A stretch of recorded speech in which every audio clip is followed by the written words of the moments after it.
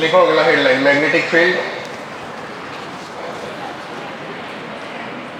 Magnetic field comma effect of current comma motion of charge and permanent magnet. देखो कोई भी एक current carrying wire है,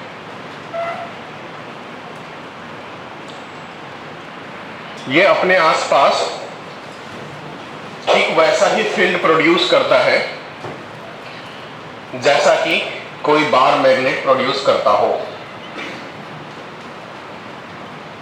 मतलब आप ये समझिए कि जो परमानेंट बार मैग्नेट की प्रॉपर्टीज है वही सेम प्रॉपर्टीज जनरेट हो जाती है जब कोई चार्ज मोशन में होगा। तो करंट का मतलब मोशन ऑफ चार्ज, जब कोई चार्ज मोशन में रहेगा तो ठीक वही प्रॉपर्टीज सब अपीयर होगी जो कि एक परमानेंट बार मैग्नेट की वजह से होती है।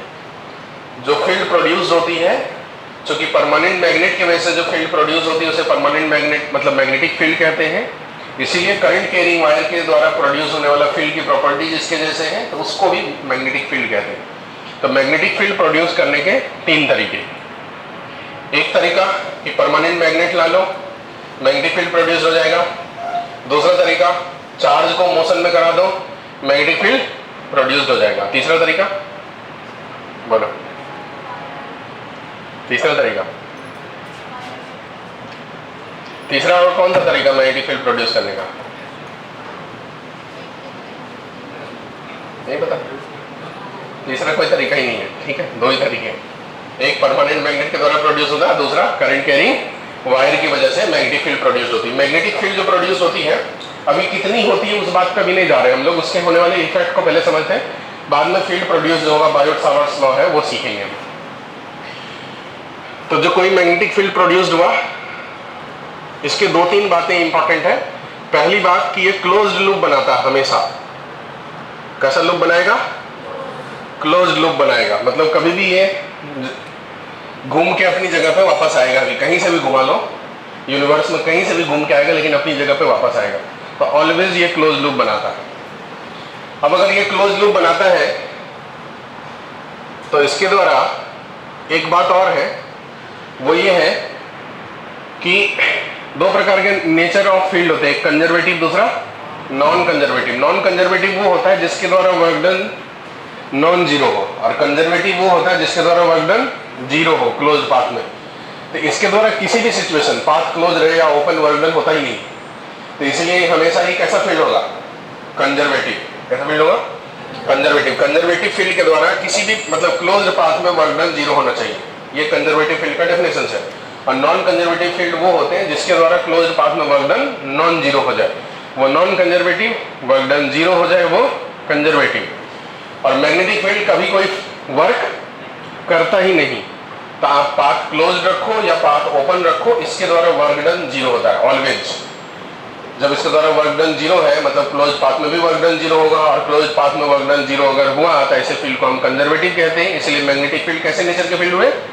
कंजर्वेटिव नेचर के फील्ड हुआ, ये हुआ कंजर्वेटिव नेचर।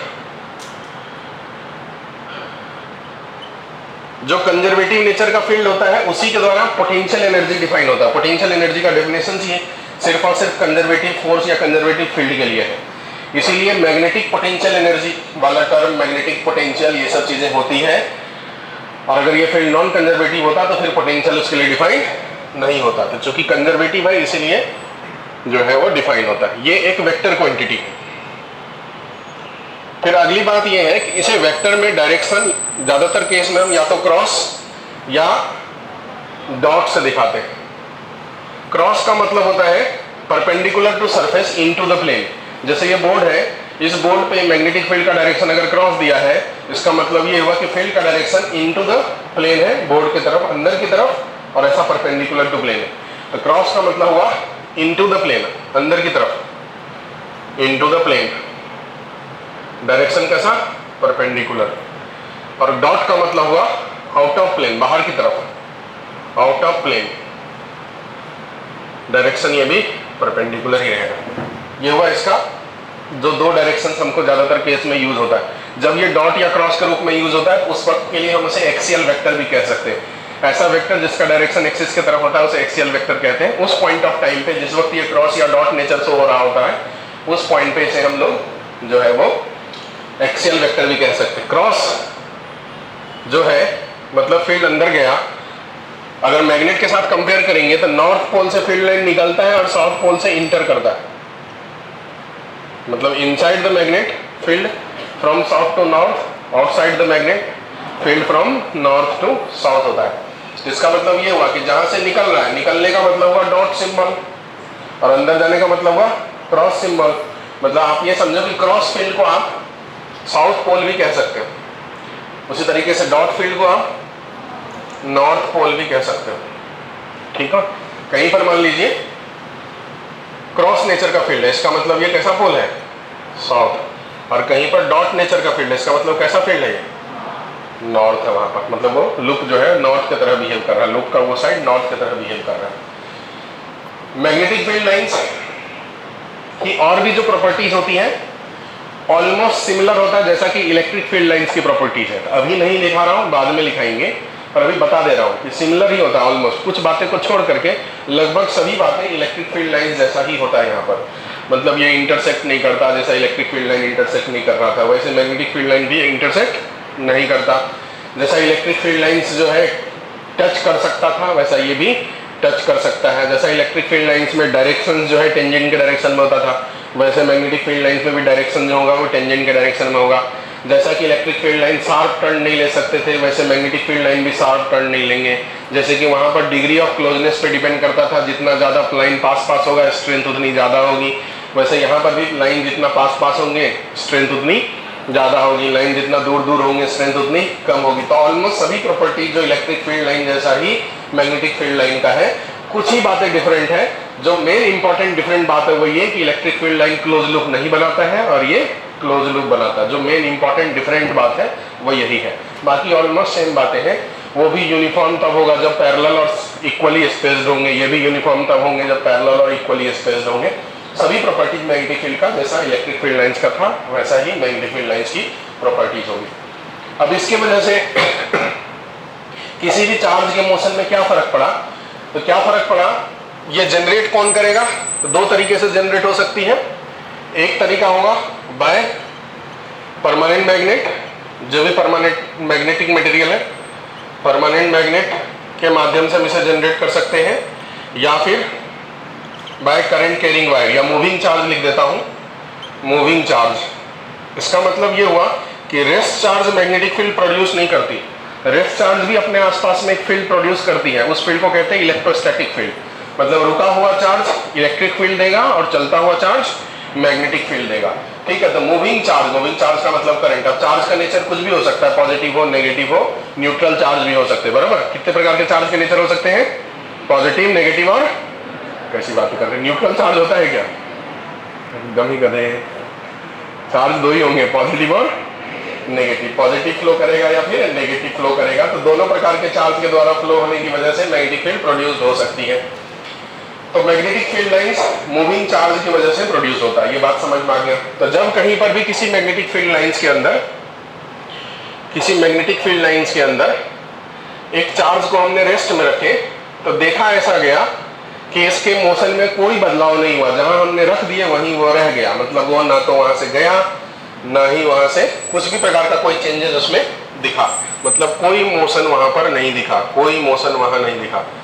तो कोई भी मोशन नहीं दिखा, इसका मतलब इसके ऊपर फोर्स की वैल्यू क्या होगी, जीरो होगी, तभी तो कोई मोशन नहीं दिखा। अगर उस पर फोर्स लगता तो उसमें मोशन दिखता, कुछ न कुछ चेंजेस दिखते। अगर कोई चेंज नहीं दिख रहे इसका मतलब उसके ऊपर फोर्स की वैल्यू जीरो है। इसका मतलब ये समझ में आया कि मैग्नेटिक फील्ड लाइंस रुके हुए चार्ज पे अपना कोई प्रभाव नहीं छोड़ पाता है। ठीक है, मतलब आपको पता है जैसे कि भूत किसी को कब लगता है, जब आप स्मशान में जाओगे, ठीक है, अपने घर में रहते तो भूत लगता है क्या, नहीं। मतलब उनके एरिया में जाओगे, उनके कंडीशन में आप फिट हो जाओगे तो आपके ऊपर काली आत्मा हावी हो जाएगी। ठीक है, और अगर आप उनके एरिया से बाहर हो गए, दो चार मंत्र पढ़ दिए तो आपके ऊपर भूत हावी नहीं हो पाएगा। इसका मतलब ये हुआ कि रुके हुए चार्ज पे भूत का कोई प्रभाव नहीं है। लेकिन वहीं पर अगर चार्ज को मोशन में दे दिया गया, मोशन अब दोनों प्रकार के हो सकते हैं, एक्सेलरेटेड या नॉन एक्सेलरेटेड। मोशन में मतलब दोनों मोशन आ गया, एक्सेलरेटेड और नॉन एक्सेलरेटेड, दोनों प्रकार से किसी भी प्रकार का मोशन हो, चाहे वो यूनिफॉर्म मोशन हो या एक्सेलरेटेड मोशन हो, दोनों में से कोई भी मोशन अगर है तो देखा ऐसा गया, अच्छा कुछ समय के बाद ऐसा देखा गया कि कुछ कुछ कंडीशंस में चार्ज के मोशन में कोई बदलाव नहीं होते और कुछ कुछ ऐसे कंडीशन है जिसमें चार्ज के मोशन में बदलाव हो जाते हैं। मतलब दोनों प्रकार की चीजें ऑब्जर्व किया गया कि मोशन में बदलाव हो भी गया कभी कभी और कभी कभी नहीं भी हुआ। तो मोशन में चेंज, कभी चेंज होता हुआ दिखा और कभी चेंज होता हुआ नहीं दिखा। कब दिखा और कब नहीं दिखा उसके बारे में बात करेंगे। तो जब ऐसा हुआ कि चार्ज की वेलोसिटी का डायरेक्शन ठीक वही डायरेक्शन में है जिस डायरेक्शन में मैग्नेटिक फील्ड का डायरेक्शन हो, जिधर मैग्नेटिक फील्ड का डायरेक्शन है उधर ही चार्ज का डायरेक्शन अगर हो, या उसके अपोजिट में चार्ज का डायरेक्शन हो। मान लो कि इस जगह पे मैग्नेटिक फील्ड का डायरेक्शन इस वॉल से निकल करके उस वॉल की तरफ है, इधर से निकल के उधर की तरफ आ रहा है और ये हमारे पास चार्ज पार्टिकल है। इस चार्ज पार्टिकल को मैं सामने की तरफ फेंक दिया, मतलब along the lines of magnetic field, तब भी देखा गया कि इसमें मोशन में कोई बदलाव नहीं हुआ। और जब इसको ठीक अपोजिट फेंक दिए पीछे की तरफ मैग्नेटिक फील्ड लाइंस के अपोजिट 180 डिग्री पे, तब भी देखा गया कि कोई मोशन में बदलाव नहीं हुआ, जैसा फेंक दिए वैसा चला गया, कोई बदलाव नहीं हुआ। लेकिन इस दो कंडीशन को छोड़ करके बाकी किसी और डायरेक्शंस में जैसे जैसे हम चार्ज को फेंक रहे हैं तो हमको समझ में आ रहा है, जैसे मान लीजिए मैंने फेंका उधर बट उधर ना जाकर के ये ऐसे हो गया, या मैंने फेंका इधर, इधर ना जाकर के ऐसे हो गया। तो फील्ड का इसका मतलब ये हुआ कि मोशन ऑफ चार्ज जो है अफेक्ट हो गया। इसलिए मैंने लिखा कि मोशन चेंज हो भी सकता है और नहीं भी हो सकता है। चेंज कब नहीं होगा? जब वेलोसिटी का डायरेक्शन मैग्नेटिक फील्ड के या तो पैरेलल हो या एंटी पैरेलल हो, उस केस में मोशन में तब भी कोई बदलाव नहीं दिखा। लेकिन पैरेलल और एंटी पैरेलल छोड़ करके बाकी सभी सिचुएशन में मोशन में बदलाव होता हुआ दिखा। इसका मतलब ये हुआ कि मैग्नेटिक फील्ड की जो आत्मा है वो रुके हुए चार्ज पे अपना कोई प्रभाव छोड़ नहीं पाती है, लेकिन चलते हुए चार्ज पे अपना प्रभाव छोड़ भी सकते हैं। ठीक है, दो कंडीशन ऐसे जिसमें नहीं छोड़ पाते हैं, जिसमें कोई फोर्स नहीं लगता। कौन सा कंडीशन? पैरेलल और एंटी पैरेलल। बाकी सभी सिचुएशंस में मैग्नेटिक फील्ड का इसके ऊपर कोई फोर्स जो है वो एक्ट होना चालू हो जाता है। मोशन में चेंज, में चेंज मतलब फोर्स जो है नॉन जीरो लगना चालू हो गया, वो भी में, हमेशा कोई जरूरी ना हो। ठीक है, लगना चालू हुआ। फिर अब इस फोर्स की वैल्यू कितनी होगी इस बात को समझने के लिए एक्सपेरिमेंट को मल्टीपल टाइम्स परफॉर्म किया गया। चार्ज पार्टिकल लिया गया और फील्ड के डायरेक्शन में फेंक दिया, फिर फील्ड से कुछ एंगल पे फेंक दिया, कुछ एंगल पे फेंका, एंगल को बदल बदल के फेंका। तो ऐसा देखने को मिला कि जब एंगल की वैल्यू जैसे जैसे हम बढ़ा रहे हैं वैसे वैसे डिफ्लेक्शन ज्यादा हो रहा है।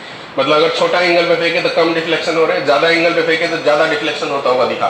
जैसे जैसे एंगल बढ़ाते गए वैसे वैसे डिफ्लेक्शंस की जो वैल्यू है, डेविएशन जो पाथ में है वो हमको ज्यादा दिखा। एक पॉइंट तो ये नोटिस हुआ। फिर दूसरी पॉइंट ये नोटिस हुआ कि चार्ज के नेचर को अगर बदल दे, मतलब प्लस के जगह माइनस कर दे, तो देखा गया कि डिफ्लेक्शन का डायरेक्शन बदल गया। जैसे मान लीजिए कि प्लस चार्ज मान लो इधर की तरफ डिफ्लेक्ट हो रही तो माइनस चार्ज नीचे की तरफ डिफ्लेक्ट होना चालू हुआ।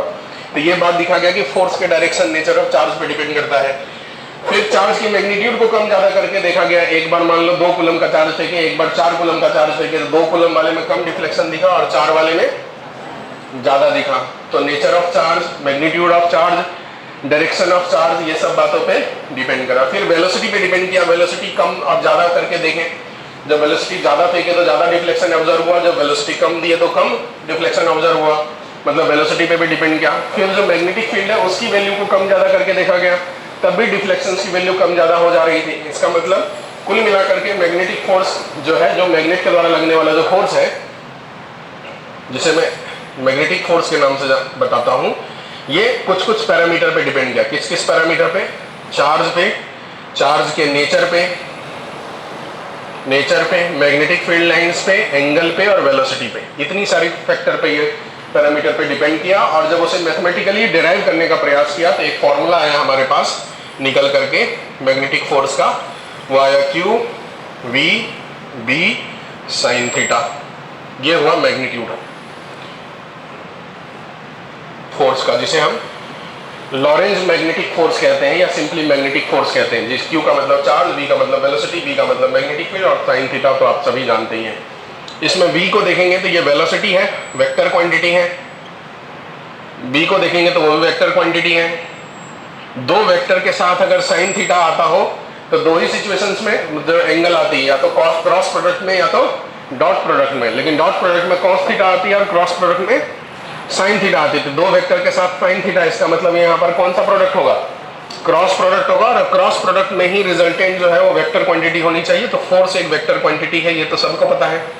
तो इस प्रकार से ये फॉर्मूला को और एनालाइज करने से समझ में आया कि जो फोर्स, मैग्नेटिक फोर्स है वो Q into V cross B, ये हुआ वेक्टर फॉर्म में मैग्नेटिक फोर्स का फॉर्मूला, जिसके बेसिस पे हम किसी भी चार्ज पार्टिकल का कितना डिफ्लेक्शन हुआ ये सब हम निकाल सकते हैं। जहां पर वेलोसिटी और मैग्नेटिक फील्ड का डायरेक्शन जो है उस डायरेक्शन पे हमेशा ही परपेंडिकुलर रहेगा फोर्स। वेक्टर का कॉन्सेप्ट है, अगर सी वेक्टर हमको ए क्रॉस बी लिखना है तो इसका मतलब हम सभी जानते हैं कि ये जो सी है वो हमेशा ए और बी दोनों पे परपेंडिकुलर रहेगा, perpendicular to both vector A and vector B.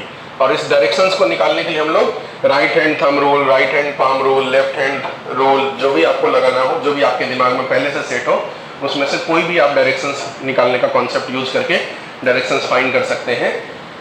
तो मतलब फोर्स के बारे में अगर बात करूं तो ये ऑलवेज, हमेशा ही, जब भी लगेगा तो always perpendicular to both velocity and magnetic field लगने वाला है। मतलब कभी भी ऐसा नहीं होगा कि वो इससे परपेंडिकुलर ना लगे। मतलब जिस प्लेन में इनफैक्ट मैग्नेटिक फील्ड रहेगी, जिस प्लेन में वेलोसिटी रहेगा, उस प्लेन पे परपेंडिकुलर डायरेक्शन में हमेशा फोर्स की वैल्यू लगने वाली, इसे कहते हैं हम लोग मैग्नेटिक फोर्स। इसी तरीके से चार्ज के ऊपर इलेक्ट्रोस्टैटिक फोर्स भी लगता है।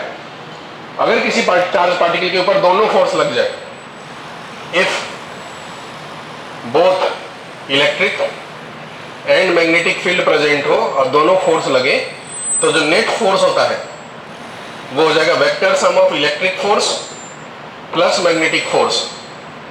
और इलेक्ट्रिक फोर्स का मतलब चार्ज इंटू इलेक्ट्रिक फील्ड, और मैग्नेटिक फोर्स का मतलब Q into V cross B, Q into V cross B. दोनों में चार्ज पार्टिकल है और चार्ज जो है स्केलर क्वांटिटी, इसे बाहर रख लेते हैं।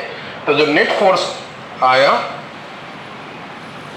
वो हो गया Q into V cross E plus V cross B। ये नेट फोर्स हुआ। ये जो नेट फोर्स होता है combinations of both electric and magnetic, इसे कहते हैं लॉरेंज फोर्स। तो कभी कभी लॉरेंज फोर्स बोलेगा तो आपको मतलब समझ लेना, इसका मतलब होगा कि दोनों का रिजल्टेंट फोर्स, जो नेट वैल्यू है इलेक्ट्रिक और मैग्नेटिक का, उसको वेक्टर के हिसाब से ऐड करेंगे तो जो नेट फोर्स आएगा उसी को कहते हैं हम लोग लॉरेंज फोर्स। अब यहाँ से एक बहुत काम की बातें समझ में आई, वो ये आया कि जो फोर्स है मैग्नेटिक फोर्स के बारे में बताया गया है कि हमेशा ही परपेंडिकुलर है मैग्नेटिक फील्ड पे और वेलोसिटी पे। अगर कोई फोर्स वेलोसिटी पे परपेंडिकुलर रहता है तो उसके द्वारा पावर कंजम्पशन जीरो हो जाता है, क्योंकि जब भी आप पावर निकालोगे, पावर जो है वो dot product of force dot velocity है। और अगर फोर्स और वेलोसिटी, मैग्नेटिक फोर्स और वेलोसिटी हमेशा एक दूसरे पे ऑलवेज जब भी होगा परपेंडिकुलर होगा, तो इसका मतलब ये हमेशा क्या रहेगा?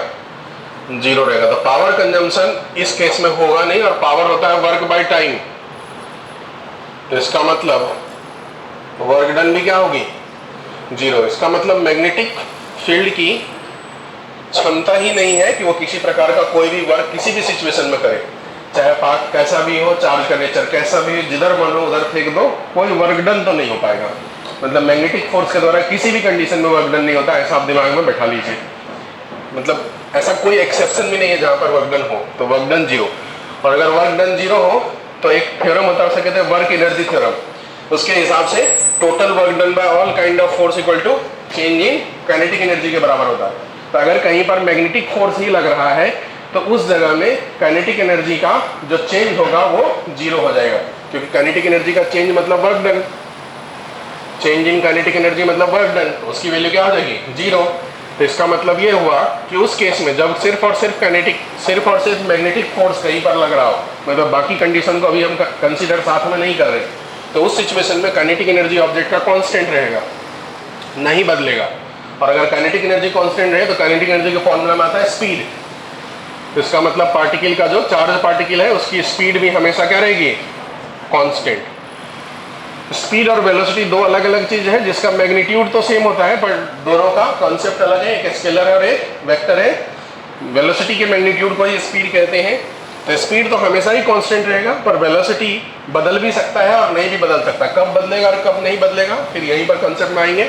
मे और मे नॉट चेंज कब बदलेगा, थीटा इक्वल टू 0 और 180 को छोड़ के बाकी सिचुएशन में बदलेगा, और थीटा इक्वल टू 0 और 180 में नहीं बदलेगा। तो वेलोसिटी है मैं लिख रहा हूं मे चेंज, और वो भी बदलता है डायरेक्शन बदलने की वजह से। ये भी जो बदलाव होती है वो क्यों होती है, due to change in direction. Direction के बदलने की वजह से वेलोसिटी में बदलाव होती है।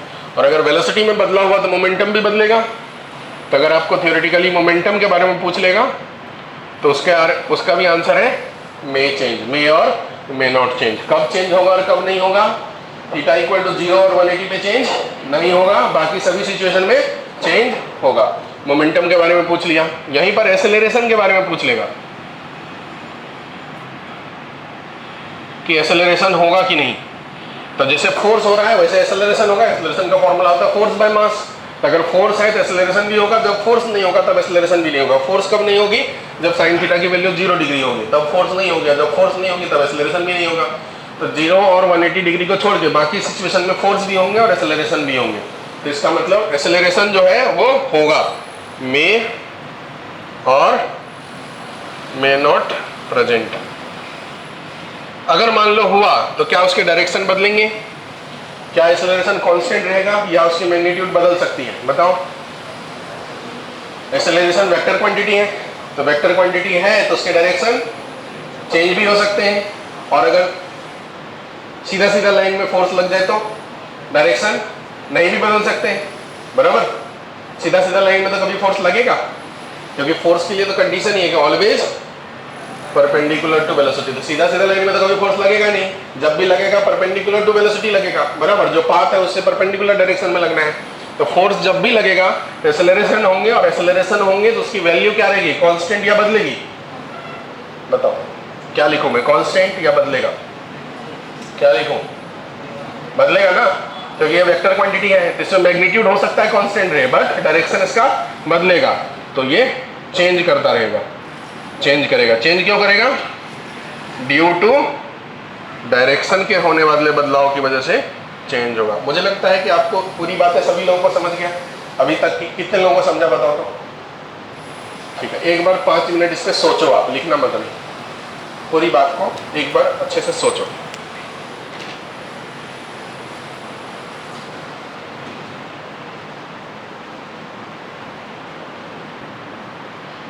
सभी लोगों को समझ गया। अब बताओ मे और मे नॉट चेंज वाली बात में कितने लोग कंफ्यूज हैं।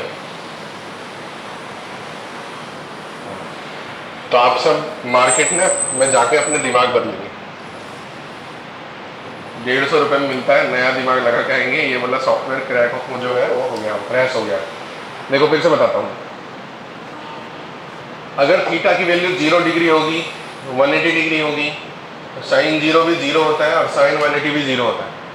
तो इस दो सिचुएशंस में फोर्स की वैल्यू 0 होगी। इधर मैं अलग से लिख देता हूँ। अगर थीटा की वैल्यू 0 डिग्री हो जाए या 180 डिग्री हो जाए तो साइन थीटा की वैल्यू 0 हो जाएगी, तो मैग्नेटिक फोर्स की वैल्यू 0 हो जाएगी। बाकी सिचुएशन में थीटा अदर देन 0 और 180, साइन थीटा की वैल्यू 0 नहीं होगी, कुछ न कुछ रहेगा, तो फोर्स की वैल्यू भी 0 नहीं होगी। तो जब फोर्स 0 होगा उस सिचुएशन में एक्सेलरेशन भी 0 होगा, उस सिचुएशंस में वेलोसिटी में कोई बदलाव नहीं रहेगा। और जिस वक्त में फोर्स 0 नहीं है तो एक्सेलरेशन भी 0 नहीं है, तो वेलोसिटी भी बदलाव होगा। और एक्सेलरेशन तो वेक्टर क्वांटिटी है, उसमें डायरेक्शन है तो उसमें भी बदलाव होगा। तो ये वाला केस में नॉट चेंज और इस वाले केस में चेंज। इसीलिए बोल रहे पूरा को समझेंगे तो मे और मे नॉट, ठीक है। इस केस में नहीं हो सकता और इस केस में हो सकता है। तो इसलिए जहां जहां वर्ड यूज कर रहा हूं मे और में नॉट, उसका ये मतलब हुआ। ये अब जो मैग्नेटिक फोर्स है उसका formula Q into V cross B हो गया वेक्टर के फॉर्म में, और अगर मैग्नेटिक की बात करेंगे तो हो जाएगा QVB साइन थीटा। अब इसमें डायरेक्शंस निकालने के लिए ध्यान रखना कि अगर मैं राइट हैंड थंब रूल लगाऊं या पाम रूल लगाऊं,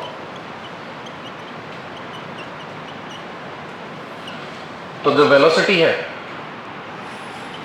मतलब एक ही जगह बता रहा हूं, सब जगह काम आएगा, कहीं पर भी वेक्टर का फॉर्मूला दिखे तो ये वाला हुआ पहला वेक्टर,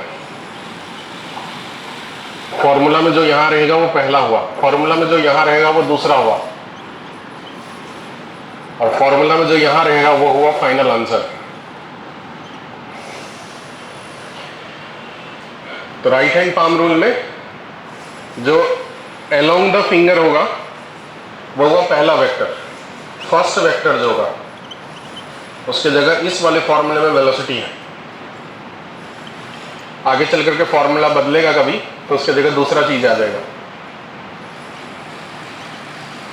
अलोंग फिंगर। सेकेंड वाला जो वेक्टर है जो यहां पर मैग्नेटिक फील्ड है वो पाम की तरफ,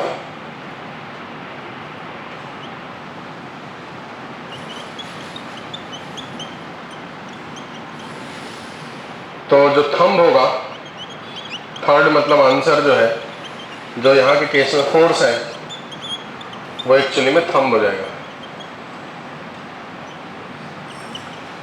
अब आप इसे अप्लाई कर सकते हैं जहां कहीं भी, कहां कहां लगता है, बहुत सारे जगह लगता है फिजिक्स में। कहां कहां लगता है, torque equal to R cross F में लगता है, ठीक है। सभी डायरेक्शन जहां जहां लगता है फिजिक्स में एक ही जगह लिख देता हूं, आपको कंफ्यूजन बाद में नहीं होना चाहिए, एक जगह समराइज होगा। Angular momentum is equal to R cross momentum MV में लगता है, ठीक है। फॉर्मूला तो देखे नहीं है सब। फिर जैसे मैग्नेटिक फोर्स का फॉर्मूला है, इसमें समझो V क्रॉस B, यहाँ तो फॉर्मूला में एक्चुअली में QV आता है, यहाँ लगता है।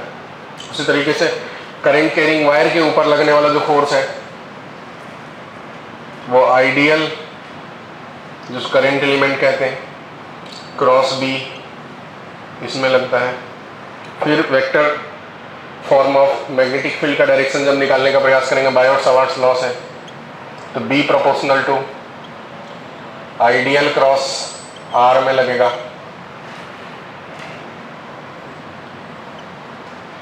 फिर उसी तरीके से जब हम यहाँ पर मैग्नेटिक मोमेंट, डाइपोल मोमेंट निकालने का प्रयास करेंगे तो करंट क्रॉस एरिया ऐसा I क्रॉस A में लगने वाला है, ठीक है। फिर यहाँ से टॉर्क निकालोगे, मैग्नेटिक M क्रॉस B में लगने वाला है। मतलब जहाँ जहाँ, मैं कितनी बात लिखूँ, जहाँ जहाँ वेक्टर फॉर्म है फिजिक्स में उस सब जगह डायरेक्शन निकालने के लिए यही रूल लगना है। अब ये रूल आप राइट हैंड थंब रूल लगाओ, राइट हैंड पाम रूल लगाओ, ये हुआ राइट हैंड पाम रूल। इसी को ऐसे कर लेंगे जिसे बोलेंगे राइट हैंड थंब रूल। इसके जगह आप लेफ्ट हैंड रूल लगाओ, लेफ्ट हैंड रूल में ये पहला वेक्टर हुआ, ये दूसरा वेक्टर हुआ, ये हुआ final answer. Right hand thumb rule लगाओ तो ये पहला वेक्टर, ये दूसरा वेक्टर, ये तीसरा वेक्टर, फर्स्ट सेकेंड थर्ड, ऐसा नहीं, ये उल्टा हो गया। इसमें फर्स्ट ये हुआ, सेकेंड ये हुआ, थर्ड ये हुआ, इसमें first second third, first second third मतलब आंसर। हमेशा इस साइड में जो होगा मतलब वो थर्ड वेक्टर के जगह पे आएगा, तो आपको ध्यान देना है। इस वाले में right first vector, second vector, third vector. इस वाले में आएंगे तो ये पहला, ये दूसरा, ये तीसरा। तो आप लोग पहले से जो भी रूल लगाते हो, यही सब रूल लगाते होंगे ना, तो उसको बदलने की जरूरत नहीं, उसी में परफेक्शन लाने का प्रयास करना है। कोई एक में परफेक्शन आ गया तो काम हो गया। पूरा का पूरा मैग्नेट में डायरेक्शंस का रोल है। डायरेक्शन से अगर आपका नहीं होगा तो आपका मैग्नेट बेकार हो गया, समझो। फिर आपको सवाल बन के भी कोई फायदा नहीं, क्योंकि आंसर कभी प्लस में आएगा, कभी माइनस में आएगा, कभी आप कुछ और बोलोगे, आंसर मैग्नीट्यूड वही रहेगा पर डायरेक्शन उल्टा रहेगा। तो इसलिए मेन फोकस, सबसे ज़्यादा फोकस डायरेक्शंस पे देना है। इतने सब के जो जनरल फॉर्मूले ज़्यादातर केस में डायरेक्शन निकालने वक्त यूज होता है वो मैंने लिखा, ये सब में कहीं पर भी लग सकता है। ये आपको ये सब बातें याद नहीं रखना, बस ध्यान रखना है कि फॉर्मूला में पहला वेक्टर कौन सा आया, दूसरा वेक्टर कौन सा आया, ऐसे मत रखना कि इसे करंट बोलते हैं, इसे वेलोसिटी बोलते हैं, इसे फील्ड बोलते हैं, ठीक है। ऐसे रटोगे तो हर बार के लिए अलग अलग चीज़ें रखनी पड़ेगी। फॉर्मूला तो ऑटोमेटिकली जो कंसेप्ट होगा उसका फॉर्मूला तो लर्न ही रहता है। फॉर्मूला में बस देखना कि पहले जगह में कौन आया, दूसरे जगह में कौन आया, तीसरे जगह में कौन आया। इस केस में पहले जगह में आर आया, दूसरी जगह में एफ आया, तीसरी जगह में टॉर्क आया। इस केस में पहले जगह में आर आया, दूसरी जगह मोमेंटम आया, तीसरी जगह एंगुलर मोमेंटम आया। इस वाले फॉर्मूले में पहले जगह वेलोसिटी आया, दूसरी जगह फील्ड आया, तीसरी जगह फोर्स आया। इसमें पहले जगह करंट आया, दूसरी जगह फील्ड आया, तीसरी जगह फोर्स आया। इसमें पहले जगह करंट आया, दूसरी जगह आर आया, पोजीशन आया, तीसरी जगह फील्ड आया। तो इसलिए बदलते रहता है, फॉर्मूला पे डिपेंड करेगा। इसलिए आप कोई एक पैटर्न दिमाग में, मतलब ऐसा रट के नहीं रखेंगे कि इस फिंगर को करंट कहते हैं, इसको फील्ड कहते हैं, इसको फोर्स कहते हैं। बराबर, ये बात दिमाग में बैठ गया। जब एक बार बैठ गया तो लगाना चालू करना है। मैं 2-3 आपके सामने प्रैक्टिस करा देता हूँ, बाकी आप सब होशियार लोग हैं, फट से मुझे उम्मीद है कि कर लोगे। जैसे एग्जाम्पल के रूप में कंसिडर कराता हूँ, आप ये मान के चलो कि इस क्लासरूम में मैग्नेटिक फील्ड लाइन्स ऊपर से नीचे की तरफ है। दिमाग में बैठ गया सबको, किधर से किधर, ऊपर से नीचे की तरफ, ऊपर से नीचे की तरफ। अब हमारे पास एक चार्ज पार्टिकल है, ये पॉजिटिव नेचर। पॉजिटिव नेचर का जो डायरेक्शन आएगा, अगर चार्ज का नेचर नेगेटिव हो तो डायरेक्शन को बस पलट देना है, ठीक है। अब ऊपर से नीचे की तरफ फील्ड का डायरेक्शन है, ये हमारे पास प्रोटॉन है। इस प्रोटॉन को मैंने मन हुआ इधर फेंक देने का, इधर फेंक दिया, तो आपको पूछूंगा फोर्स किधर लगेगा। तो आपके दिमाग में ये चलना चाहिए कि फॉर्मूला जो हमारा उसमें V क्रॉस B है, तो पहले V बाद में B। अगर मैं इसे इधर फेंका हूं तो इधर की तरफ हमारा राइट हैंड का फिंगर जाना चाहिए, वेलोसिटी की तरफ, पहला वेक्टर। फिर मैग्नेटिक फील्ड किधर है, नीचे, उस साइड की तरफ पाम होना चाहिए। तब ये जो थंब है वो फोर्स हो गया। अगर आपके तरफ से सोचूं तो मैं ऐसे सोचूंगा, फील्ड इधर, मतलब वेलोसिटी इधर की तरफ है, तो मैं ऐसा करूंगा। पहले मान लीजिए मैंने ऐसा किया, हमको समझ में आया कि वेलोसिटी का डायरेक्शन तो हमने अचीव कर लिए, लेकिन हमको फील्ड का डायरेक्शन भी अचीव करना है। अब साथ में पाम हमको फील्ड के डायरेक्शन में देना है, तो फील्ड किधर जा रहा है, ऊपर के नीचे, तो नीचे, तो पाम को मैं उधर की तरफ मोड़ लिया। तो ये वाला जो डायरेक्शन हो गया वो किसका हो गया, फोर्स का। आप इसे ऐसे करके भी निकाल सकते हो, ठीक है।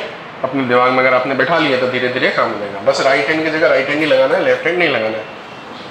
कोई भी एक रूल दिमाग में बैठना चाहिए, जो आपको आता है उससे भी जा सकते हो। अगर आपको नहीं आता या पहले से कंफ्यूजन है तो जो मैं बोल रहा हूँ वो सबसे ज़्यादा उचित है, राइट हैंड का पाम रूल लगाना। ये सबसे कम कंफ्यूजिंग है सभी बातों में, क्योंकि सबके पास हाथ है, राइट हैंड, कम से कम यहाँ जितने लोग हैं उनका तो है ही। तो ये हुआ वेक्टर 1, ये हुआ वेक्टर 2। ताली समझ गए, बजाओ तो हो गया। तो ये हुआ वेक्टर 1, ये साइड हुआ वेक्टर 2, और ये हुआ रिजल्टेंट, फाइनल आंसर। अब एक और एजम्पशन करते हैं, देखो आप ध्यान से। ऊपर से नीचे की तरफ फील्ड है, मेरे पास जो प्रोटॉन है, मैं अब क्या कर रहा हूँ, इसको इस डायरेक्शन में फेंक दे रहा हूँ। अब सोच के बताओ तो आप सभी लोग सोचना, बाजू वाले का शक्ल देख के आंसर का मतलब वेट मत करना।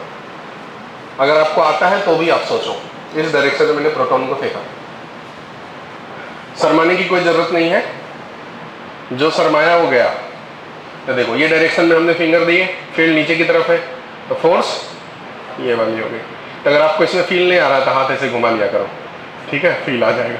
और नहीं आ रहा है तो कोई बात नहीं। ये वाला डायरेक्शन, वेलोसिटी का डायरेक्शन, फील्ड का डायरेक्शन नीचे की तरफ, ये डायरेक्शन फोर्स की तरफ। तो अगर मैंने इस चार्ज पार्टिकल को इधर फेंका तो इधर जाने के बजाय ऐसे घूमेगा, क्योंकि फोर्स इस पे इधर की तरफ लग रहा है। अब एक और बार एजम्पशन करते हैं, इसी सेम फील्ड में ये वाला चार्ज पार्टिकल है, मैं इसको इधर की तरफ फेंक दिया। अब आप सोच के बताओ, इधर की तरफ फेंका तो वेलोसिटी का डायरेक्शन इधर की तरफ लगा दिया, डायरेक्शन फील्ड नीचे की तरफ है, तो फोर्स किधर आया, पीछे की तरफ। इसका मतलब जो हमने चार्ज पार्टिकल को इधर फेंके, वो चार्ज पार्टिकल इधर जाने के बजाय ऐसे घूम गया, बराबर। अब एक और एजम्पशन करते हैं, मान लो इस क्लासरूम में कितने लोगों को समझ रहा है, बताओ तो।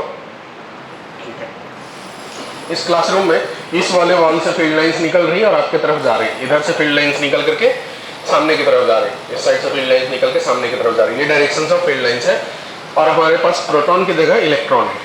क्या है, इलेक्ट्रॉन है, तो इलेक्ट्रॉन होने से घबराना नहीं है, सिर्फ जैसा प्लस के लिए डायरेक्शन निकालते निकाल लो और ठीक उसका उल्टा कर देना, जो आया उसका उल्टा कर देना। तो जैसे ये इलेक्ट्रॉन है, फील्ड लाइन से इधर की तरफ है, मैंने इसको छोड़ दिया फ्री फॉर्म में, तो जैसे मैंने इसको छोड़ा तो वेलोसिटी का डायरेक्शन कौन सा है, नीचे की तरफ, तो नीचे की तरफ हम हाथ लगाएंगे। अब फील्ड लाइन से इधर की तरफ है, सामने की तरफ, तो पाम हमको सामने की तरफ लेके जाना है, ऐसा, ठीक है। तो डायरेक्शन कौन सा आया, इधर। अब ये इधर आया तो प्लस में आता है ऐसा, इसका मतलब नेगेटिव है तो किधर आएगा, इधर की तरफ आएगा, ठीक है। आप अगर सोचोगे, आपके साइड से अगर मैं सोचूं तो मुझे ये समझ में आया कि वेलोसिटी का डायरेक्शन ऐसे करना है, पाम पीछे की तरफ है, लगाया हमने फील्ड का डायरेक्शन, तो ये आया फोर्स का डायरेक्शन। अगर ये प्रोटॉन या पॉजिटिव चार्ज रहता तो यही डायरेक्शन होता, तो हमको फाइनल आंसर देते वक्त इसको बदल लेना है, मतलब हम बताएंगे ये वाला आंसर है, ठीक है। एक और ट्राई करते हैं। इसी फील्ड में इधर से उधर की तरफ फील्ड लाइंस है, हमारे पास जो चार्ज पार्टिकल है, अब ये अल्फा पार्टिकल्स है और मैंने इसे ऊपर की तरफ फेंक दिया, तो आप थोड़ा सा बताएंगे, ऊपर की तरफ मैंने फेंका। सभी लोग किस दिन का इंतजार कर रहे हैं, ट्राई करो। आपने ट्राई नहीं करे होंगे 11th-12th में, इसलिए आपको तकलीफ गई होगी। मेरी बात मानिए, मैं आपका दुश्मन नहीं हूं, सच में इसमें शर्माने की कोई बात नहीं होती। मेरे जैसा व्यक्ति जब कर रहा है तो फिर आपको तो करना ही चाहिए। चार्ज पार्टिकल ऊपर की तरफ मैंने फेंका और चार्ज हमारा अल्फा था, अल्फा का मतलब पॉजिटिव की नेगेटिव। तो देखो आपके साइड से हम सोच रहे हैं वेलोसिटी ऊपर की तरफ, ऐसा। फील्ड का डायरेक्शन कौन सा है बताओ, तो पाम को ऐसा कर दिया, तो फोर्स किधर आया, राइट साइड की तरफ आया ना, इधर की तरफ। चूंकि चार्ज पॉजिटिव ही है तो यही डायरेक्शन बता देंगे हम आंसर, मतलब फोर्स जैसे हमने फेंके ऊपर की तरफ, फोर्स इससे इधर की तरफ लगा, बरोबर। एक और ट्राई करते। हमारे पास मान लीजिए कि न्यूट्रॉन है, क्या है, न्यूट्रॉन है। अब ये हमारे पास ऐसा है, हमने उसको फ्री फॉल में छोड़ दिए, बताओ तो डायरेक्शन ऑफ फोर्स नहीं जाएगा ना, क्योंकि न्यूट्रॉन का क्या होता है, चार्ज जीरो होता है, तो जीरो होता है तो डायरेक्शन यहाँ पर होगा ही नहीं, क्योंकि फोर्स की वैल्यू ही क्या हो जाएगी, जीरो हो जाएगी। तो न्यूट्रल चार्ज पे कोई फोर्स नहीं लगना है, क्योंकि इस फॉर्मूले में जो क्यू है वही जीरो हो जाएगा, तो डायरेक्शन तो धरे के धरे रह जाएंगे, वैल्यू जीरो हो जाएगी, ठीक है। अब एक और चीज और सोचते हैं।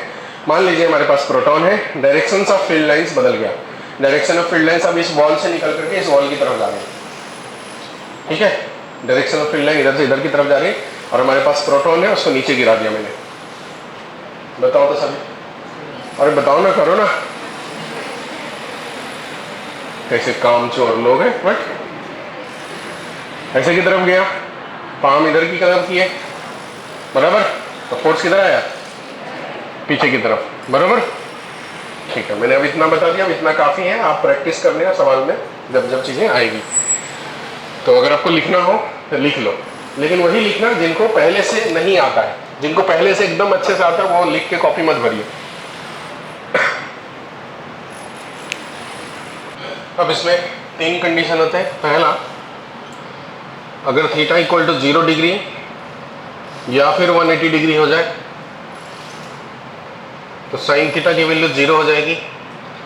तो ये तब होगा जब वेलोसिटी और मैग्नेटिक फील्ड दोनों पैरेलल हो जाए, या फिर वेलोसिटी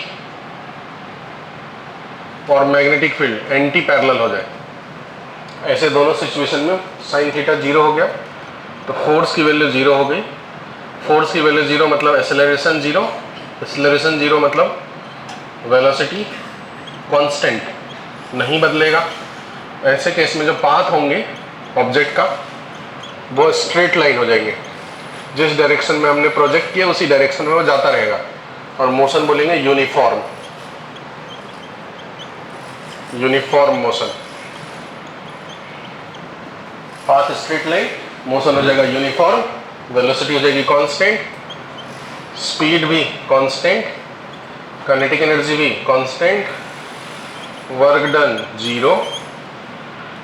इतनी बातें हो गई।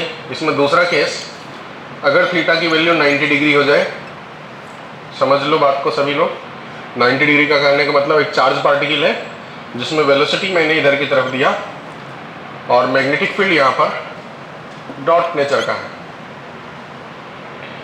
तो इस केस में जो साइन थीटा की वैल्यू हो गई वो 1 हो जाएगी, और साइन थीटा की 1 जो है मैक्सिमम वैल्यू होती है।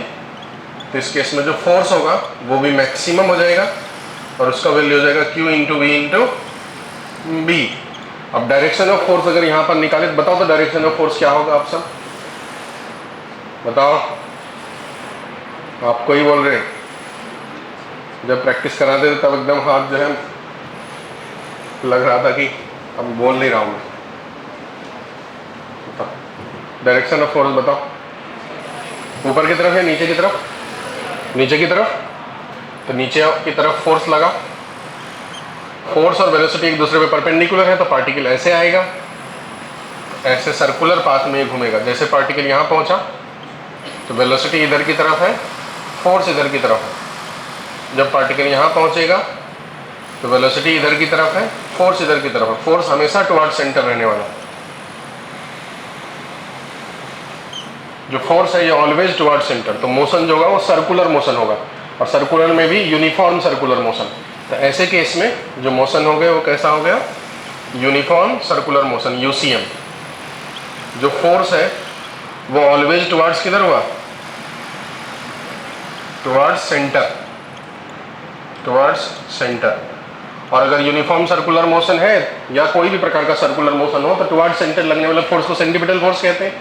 तो मतलब इसी वाला फोर्स को जो कि टुवर्ड्स सेंटर लगा, मैग्नेटिक फोर्स, जिसकी वैल्यू QVB बोला मैंने, उसको सेंट्रीपिटल फोर्स के बराबर करेंगे। और सेंट्रीपिटल फोर्स का फॉर्मूला होता है mv²/r, mv²/r। यहाँ से एक वेलोसिटी कैंसिल हो जाएगा, तो यहाँ से रेडियस का वैल्यू आ गया r = mv/qb। ये हुआ रेडियस का फॉर्मूला। अभी लिखना मत, बाद में लिखना। रेडियस का फॉर्मूला हो गया mv/qb। mv को मोमेंटम कहते हैं, इसीलिए इसी को p/qb भी कह सकते हैं। इसके आगे भी 2 स्टेप होते हैं, उसको थोड़ी देर में लिखता हूँ। तो ये हुआ रेडियस का फॉर्मूला। रेडियस जो है वो वेलोसिटी पे डिपेंड करता है, मतलब वेलोसिटी की वैल्यू ज़्यादा होगी तो रेडियस बड़ी होगी, वेलोसिटी की वैल्यू कम होगी तो रेडियस छोटी होगी। यहीं पर टाइम पीरियड आएगा। टाइम पीरियड होता है टोटल डिस्टेंस जो सर्कमफ्रेंस के बराबर ट्रेवल किया बाय स्पीड v। तो total distance circumference by v, इसे जब सॉल्व करेंगे 2πr/v, तो 2π/v और r की जगह फिर से mv/qb लगाया मैंने। यहाँ से v और v कैंसिल हो गया, तो टाइम पीरियड का फॉर्मूला हो गया 2πm/qb। इसमें कहीं पर वेलोसिटी का रोल नहीं है, इसका मतलब time period independent from velocity हो गया। टाइम पीरियड फिर वेलोसिटी पे डिपेंड नहीं करता, वेलोसिटी ज़्यादा रहे या कम रहे, सर्कल कंप्लीट करने में उतना ही समय लगेगा। वेलोसिटी ज़्यादा रहेगा तो बड़ा सर्कल कंप्लीट करेगा, वेलोसिटी कम रहेगा तो छोटा सर्कल कंप्लीट करेगा, लेकिन जहाँ से चला था वहीं वापस घूम के आएगा। बड़ा और छोटा का मतलब ये हुआ कि मान लो कि हमारे पास, इस बात को मैं इधर ही दिखाने का प्रयास करता हूँ, चार्ज पार्टिकल है, एक बार वेलोसिटी v1 से फेंका तो वो ये ट्रैक कंप्लीट करके आया, और दूसरी बार वेलोसिटी v2 से फेंका जो कि बड़ा है तो वो यहीं पर बड़ा ट्रैक कंप्लीट करके आएगा ऐसा। ठीक है, ज़्यादा स्पीड में ज़्यादा बड़ा ट्रैक कंप्लीट करेगा, छोटे स्पीड में कम बड़ा छोटा ट्रैक कंप्लीट करेगा, पर दोनों प्रोसेस में टाइम पीरियड सेम लगेगा। इसका जो टाइम पीरियड t है तो इसका भी टाइम पीरियड t रहेगा। इसकी रेडियस अगर r1 है, इसकी रेडियस r2 है, तो r2 बड़ी होगी। ठीक है, बड़ी वेलोसिटी में रेडियस बड़ी होगी पर टाइम पीरियड सेम रहेगा। और इसी को जब उल्टा करते हैं तो उसे फ्रीक्वेंसी कहते हैं, जिसे साइक्लोट्रॉन फ्रीक्वेंसी भी कहते हैं। उसका फॉर्मूला हो जाएगा qb/2πm। इसे साइक्लोट्रॉन फ्रीक्वेंसी कहते हैं, साइक्लोट्रॉन फ्रीक्वेंसी कहते हैं। अब ये जो r = mv/qb है या मोमेंटम बाय क्यूब है, इसे और 2 फॉर्म में लिखा जा सकता है। कैसे लिखा जा सकता है? तो आप ये समझो कि हम लोग काइनेटिक एनर्जी को अगर मैं k से लिखता हूँ तो इसका फॉर्मूला होता है p²/2m, और इसी को सॉल्व करेंगे तो p² की वैल्यू हो जाएगी 2km, p की वैल्यू हो जाएगी √2km। तो इस p के जगह पे √2km भी लिख सकते हैं। तो रेडियस का फॉर्मूला √2km/qb। ये फॉर्मूला तब काम आता है जब दो चार्ज पार्टिकल का रेडियस कंपेयर करना हो, जहाँ पर बोला जाए कि दोनों चार्ज पार्टिकल का काइनेटिक एनर्जी सेम है। उस केस में ये वाला फॉर्मूला काम आता है रेडियस कंपेयर करने में। फिर उसके बाद इसी में काइनेटिक एनर्जी को भी, काइनेटिक एनर्जी मतलब एक प्रकार का वर्क डन है, उसे हम लोग चार्ज इंटू एक्सेलरेटिंग वोल्टेज भी लिख सकते हैं। किसी चार्ज पार्टिकल को v वोल्टेज से एक्सेलरेट करते हैं तो वर्क डन होता है q इंटू वी। ऐसा मैंने इलेक्ट्रोस्टैटिक में भी आपको बताया हूँ।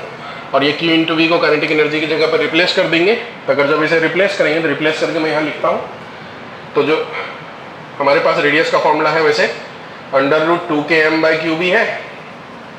इसी में 2K Q K के जगह पे लिख देता हूँ charge into voltage bye QB। तो यहाँ Q 2 बार आ गया, उसे हटाने के लिए मैं 1/B 2MQV रूट के अंदर Q को लेके गया तो Q स्क्वायर हो जाएगा, यहाँ से Q कैंसिल हो जाएगा। तो फॉर्मूला जो आया हमारे पास वो आ गया 2MV accelerating voltage bye Q।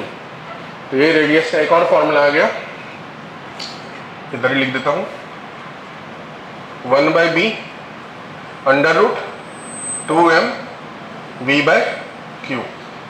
ये भी रेडियस का फॉर्मूला है। ये इसकी जरूरत तब पड़ती है जब बोला जाएगा कि दो चार्ज पार्टिकल को सेम पोटेंशियल से एक्सेलरेट कर देंगे, तब का रेडियस का रेशियो बताओ। उस सिचुएशन में इस फॉर्मूले की जरूरत पड़ती है। यहाँ पर जो V है वो एक्सेलरेटिंग वोल्टेज है, V जो है वेलोसिटी नहीं है, ये है एक्सेलरेटिंग वोल्टेज। वोल्टेज है, M का मतलब तो मास ही है और K का मतलब काइनेटिक एनर्जी। K जो है उसको लिख देता हूँ मैं, उसका मतलब काइनेटिक एनर्जी और P का मतलब मोमेंटम। इतनी बातें तो आपको समझ ही गया होगा। अब इस पूरा प्रोसेस में जो यूनिफॉर्म सर्कुलर मोशन, तो यूनिफॉर्म सर्कुलर मोशन की जितनी प्रॉपर्टीज है सब यहाँ एप्लीकेबल है। मतलब यूनिफॉर्म सर्कुलर मोशन की क्या क्या प्रॉपर्टीज हो सकती हैं।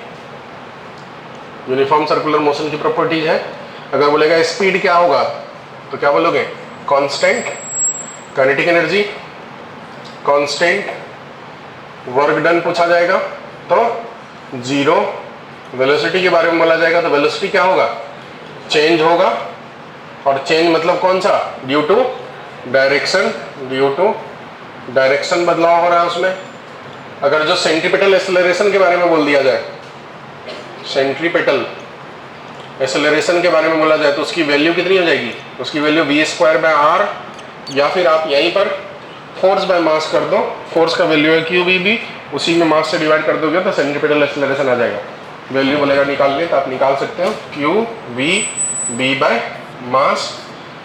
इसके बारे में बोला जाए तो ये जो है वो बदलेगा कि नहीं बदलेगा, तो इसका जो मैग्नीट्यूड है वो कांस्टेंट रहेगी, मैग्नीट्यूड कांस्टेंट रहेगा। डायरेक्शन के बारे में अगर बोला जाए तो एक बात तय है कि वो ऑलवेज टुवर्ड्स सेंटर रहने वाला है, ऑलवेज टुवर्ड्स सेंटर रहने वाला है। लेकिन वो सेंटर के तरफ रहते रहते भी बदल जा रहा है। एक बार मान लो कि यहाँ पर सेंटर यहाँ पर है तो यहाँ पर चार्ज पार्टिकल इधर की तरफ, यहाँ पे तो इधर की तरफ, यहाँ पर तो इधर की तरफ। तो यहाँ पे मान लो कि ये डायरेक्शन वेस्ट है, तभी वेस्टवर्ड डायरेक्शन है। उस साइड जाएगा तो साउथवर्ड डायरेक्शन हो जाएगा, उधर जाएगा तो ये ईस्टवर्ड डायरेक्शन हो जाएगा। इसका मतलब डायरेक्शन हर वक्त हर मोमेंट पे क्या हो रहा है, बदल रहा है। तो इसलिए ऑलवेज टुवर्ड सेंटर है, ये बात तक तो ठीक है। अगर ये लाइन यूज कर रहा है तो हम सही बोलेंगे, लेकिन इसका मतलब ये नहीं समझेंगे कि कांस्टेंट है। इसका मतलब ये है कि ये बदल रहा है, डायरेक्शन जो है वो चेंज होता है। मैग्नीट्यूड नहीं बदलती है बट डायरेक्शन इसका बदलता है। ये हुआ सेंट्रीपिटल एक्सेलरेशन से रिलेटेड बातें। मोमेंटम की बात करेंगे तो मोमेंटम में भी मैग्नीट्यूड कांस्टेंट रहेगा, बस डायरेक्शन बदलेंगे। इसका मतलब ये क्या होगा, चेंज होगा। मतलब यूनिफॉर्म सर्कुलर मोशन की जितनी भी प्रॉपर्टी है सब के सब यहाँ अप्लीकेबल है। ये हुआ दूसरा पार्ट, दो कंडीशन। तीसरे पे बाद में जाएंगे, स्पेस नहीं हमारे पास, लिखिए आप इसे। अच्छा समझा कि नहीं, पहले ये बताओ कितने लोगों को समझा, ठीक हो गया। अब देखो तीसरा कंडीशन है, अगर थीटा की वैल्यू 0 और 90 को छोड़ करके दूसरा कुछ भी हो तो ऐसे केस में चार्ज पार्टिकल, मान लीजिए उसकी मैग्नेटिक फील्ड इधर की तरफ है उस पर, और वेलोसिटी का डायरेक्शन ये है, दोनों के बीच का एंगल थीटा है। यहाँ वेलोसिटी के दो कंपोनेंट बनेंगे। एक कंपोनेंट जो अलोंग द फील्ड होगा वो कंपोनेंट v cos थीटा, इसे हम v पैरेलल कंपोनेंट बोलेंगे। और एक कंपोनेंट होगा v sin थीटा, इसे हम लोग परपेंडिकुलर कंपोनेंट बोलेंगे वेलोसिटी का। परपेंडिकुलर कंपोनेंट जो है उसके वजह से मोशन जो होगा वो सर्कुलर मोशन होगा, और जो पैरेलल कंपोनेंट है इसके वजह से स्ट्रेट लाइन मोशन होगा, और दोनों मोशन मिक्स होकर के होगा। इसका मतलब कुल मिलाकर के जो मोशन होंगे, नेट मोशन होंगे, वो स्पाइरल मोशन कहलाते हैं। इसी को स्पाइरल पाथ बोलते हैं, स्प्रिंग जैसा, स्प्रिंग टाइप इसी को हेलिक्स भी बोलते हैं, इसी को हेलिकल पाथ भी कहते हैं। ये सब कोई भी वर्ड यूज हो, इसका मतलब क्या हुआ कि जो चार्ज पार्टिकल मान लीजिए यहाँ से शुरुआत हुआ तो सर्कल में तो घूमेगा, लेकिन घूम के अपनी जगह पे नहीं आकर के थोड़ा सा आगे जाएगा, फिर घूम के अपनी जगह नहीं आकर के थोड़ा सा आगे जाएगा, मतलब ऐसा मोशन होता रहेगा। तो इस प्रोसेस में ये जो डिस्टेंस ट्रेवल हुआ, एक टाइम पीरियड में ट्रेवल किया हुआ डिस्टेंस, इसे कहते हैं पिच। और ये जो कंपोनेंट डेवलप हुआ वो इस वेलोसिटी की वजह से हुआ, तो ये हो जाएगा v cos theta into time period t into v cos theta. अब टाइम पीरियड कितनी होगी, तो ये जो सर्कुलर मोशन है उसमें टाइम पीरियड में वेलोसिटी से तो कोई लेना देना था ही नहीं, इसलिए वही टाइम पीरियड का फॉर्मूला हो जाएगा 2πm/qb, यही टाइम पीरियड का फॉर्मूला होगा। और जो सर्कुलर ट्रैक है उसकी रेडियस की अगर मैं बात करूं तो रेडियस का फॉर्मूला हो जाएगा m v/qb। वेलोसिटी का कौन सा कंपोनेंट सर्कुलर मोशन की रिस्पॉन्सिबल है, तो v sin थीटा, तो इसलिए यहाँ पर v की जगह v sin थीटा आता है।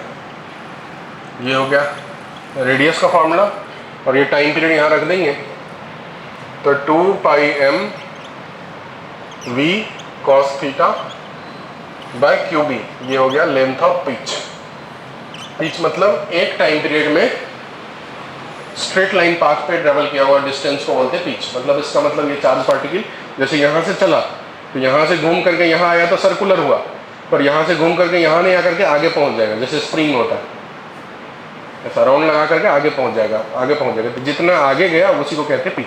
ठीक है, एक टाइम पीरियड में ट्रेवल किया हुआ डिस्टेंस लिख लेंगे इसके बारे में भी।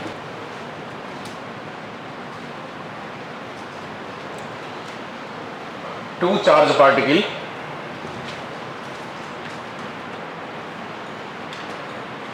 Proton and lithium plus ion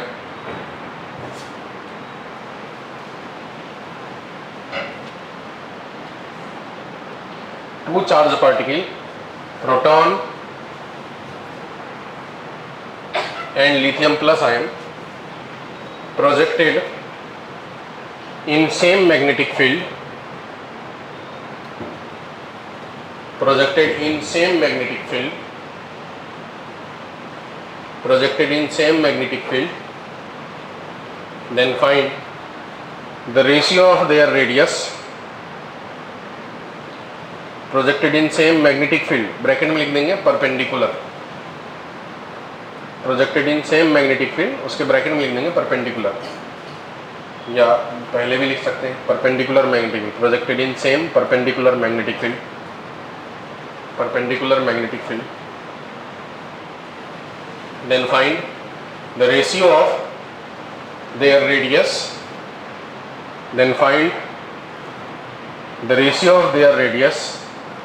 if particles are projected with पहला नंबर सेम वेलोसिटी, तब रेडियस का रेशियो क्या होगा। दूसरा नंबर सेम मोमेंटम से अगर प्रोजेक्ट करा जाए तो रेडियस का रेशियो क्या होगा। तीसरा नंबर सेम काइनेटिक एनर्जी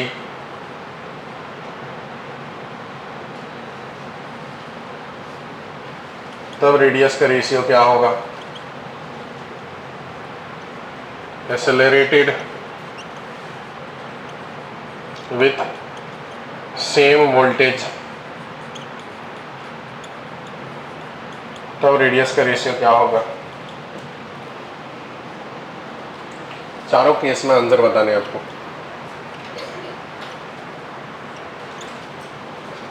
एक है प्रोटॉन, दूसरा है lithium plus ion, magnetic field same है।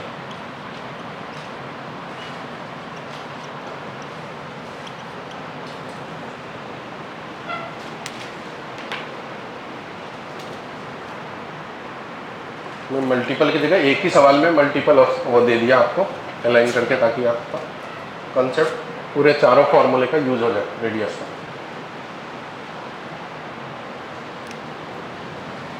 प्रोटॉन और लिथियम में जो मास का रेशियो होगा, mass of proton by mass of lithium, mass of proton m, mass of lithium 6m, 1/6 हो गया।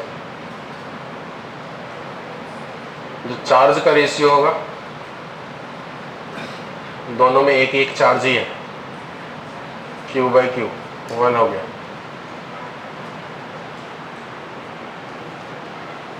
अब और तो कुछ अलग नहीं, सेम वेलोसिटी, मतलब ये वाला फॉर्मूला लगाएंगे, वेलोसिटी सेम है, फील्ड सेम है, चार्ज सेम है, तो मास का जो रेशियो होगा वही रेडियस का रेशियो होगा। R1/R2 मतलब M1/M2 1/6। सेम मोमेंटम में ये टर्म सेम हो गया, फील्ड भी सेम है, चार्ज भी सेम है, सब सेम है, तो रेशियो 1:1।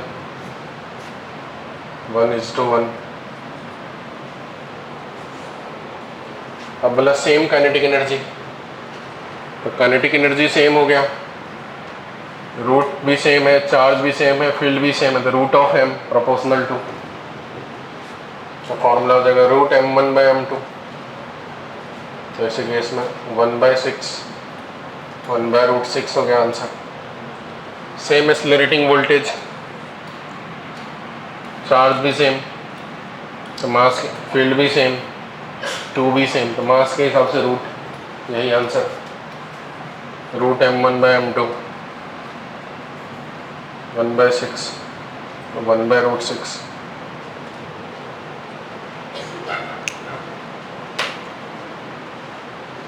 सेम सवाल बना दो, अगर चार्ज पार्टिकल प्रोटॉन और लिथियम प्लस के जगह helium plus and lithium plus plus है, तो सेम सवाल।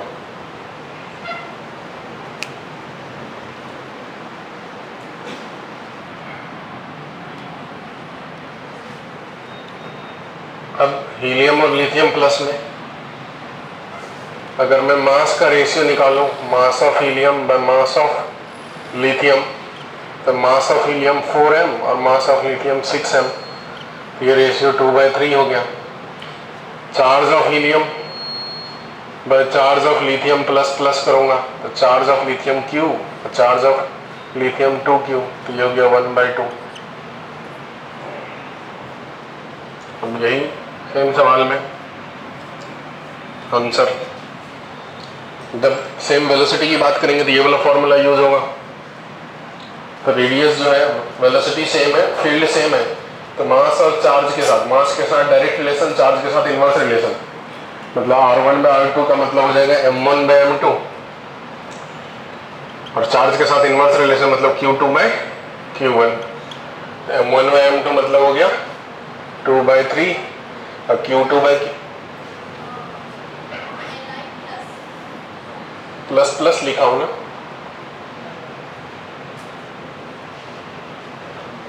चार्ज का रेशियो की बात करेंगे तो हो जाएगा 1/2, उल्टा कर देंगे तो 2/1, आंसर हो गया 4/3। दूसरे केस में सेम मोमेंटम, मतलब ये फॉर्मूला यूज होना है, तो चार्ज के साथ इनवर्स रिलेशन है, मोमेंटम सेम है, फील्ड सेम है, जो चार्ज के साथ रिलेशन है वो इनवर्स है, मतलब Q2/Q1, तो इसकी वैल्यू 2/1।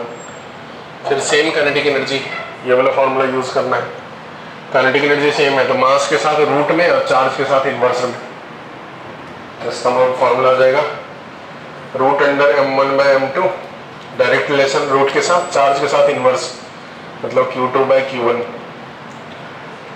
तो रूट के अंदर M1/M2 मतलब 2/3, Q2/Q1 मतलब 2/1, तो ऊपर में हो जाएगा 2√2/√3, ये हो गया रेशियो। विद सेम एक्सेलरेशन, बराबर क्या बोले,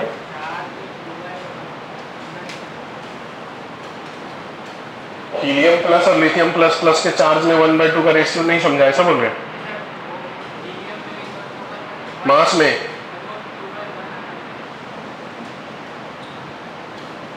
नहीं ना, अभी हम चार्ज का रेशियो फॉर्मूला में थोड़ी लगा रहे, मैं तो अलग से लिख लिया हूं, फॉर्मूला में जब लगाना है तब तो 2/1 ही लगा रहे हैं उल्टा कर, बराबर। अभी बस चार्ज का रेशियो लिखा हूं, मतलब ये समझो M1/M2 है, और ये जो है Q1/Q2 है। फिर जहाँ इन्वर्स है तो उल्टा करके ही लिख रहे हैं हम, बरोबर, ठीक है। अब देखो सेम वोल्टेज वाली बात में, तो ये वाला पार्ट में आते हैं। तो वोल्टेज सेम है, फील्ड सेम है, मास के साथ भी रूट में है और चार्ज के साथ भी रूट में है। तो मास के साथ डायरेक्ट रिलेशन, चार्ज के साथ इन्वर्स रिलेशन, मतलब रूट के अंदर ही दोनों रिलेशन होंगे। m1/m2 चार्ज के साथ इन्वर्स मतलब Q2/Q1। तो रूट में ही दोनों बात को लिखना है। m1/m2 मतलब 2/3 और Q2/Q1 वो भी रूट के अंदर ही होगा 2/1। तो ऊपर वाला 2 बाहर आ जाएगा √3। इसका आंसर हो गया। बनाओ।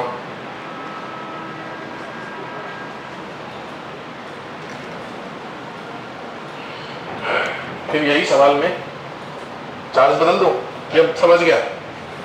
नहीं, बदल देता हूँ, एक और कर लो।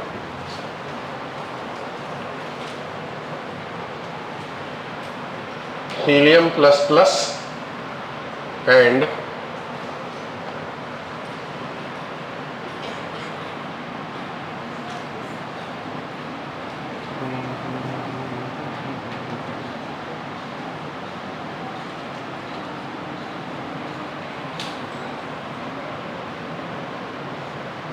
बोरॉन +++।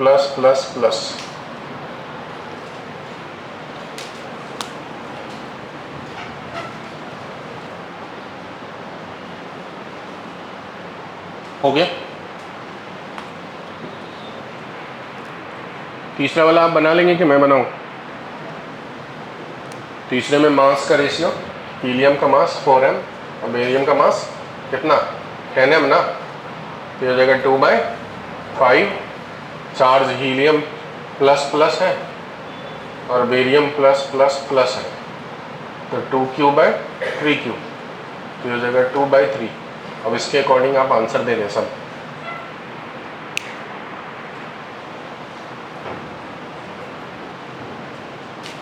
इस फॉर्मूला में रख दें, इसमें रख दें, इसमें रख दें और इसमें रख दें।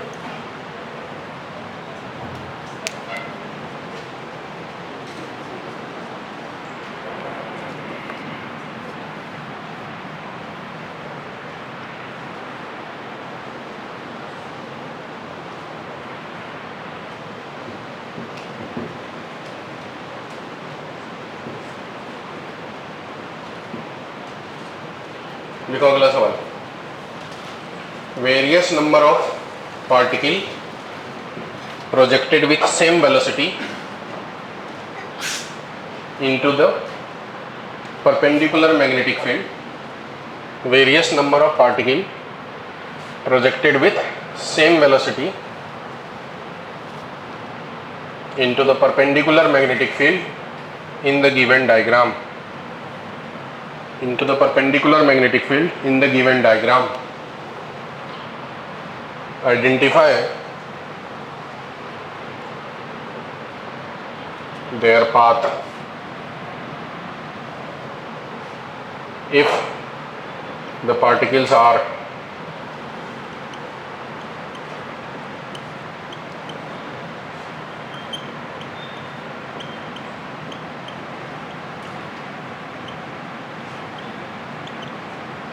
if the particles are, particles के नाम लिखना, electron, proton, positron, beta particle, alpha particle, gamma, x ray,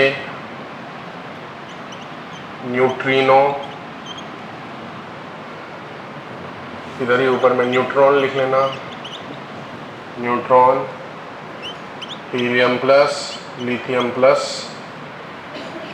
sodium plus, barium plus, lithium plus plus, carbon minus, nitrogen minus, oxygen minus minus. और कुछ दो नहीं, इतना बात। इस सब के पाथ को आइडेंटिफाई करना। शाम को यहाँ से सेम फील्ड सेम वेलोसिटी से प्रोजेक्ट किया गया।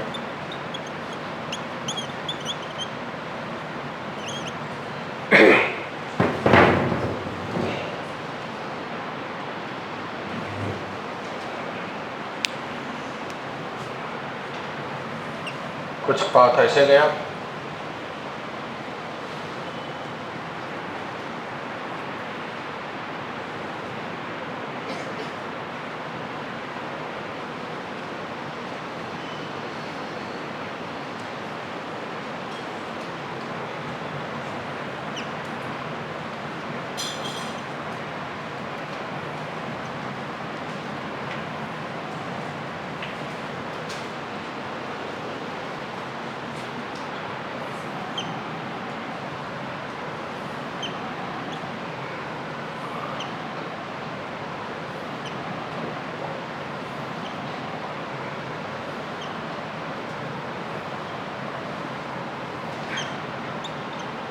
ऐसे। चलो नाम बताओ कौन कौन क्या है। हेलो,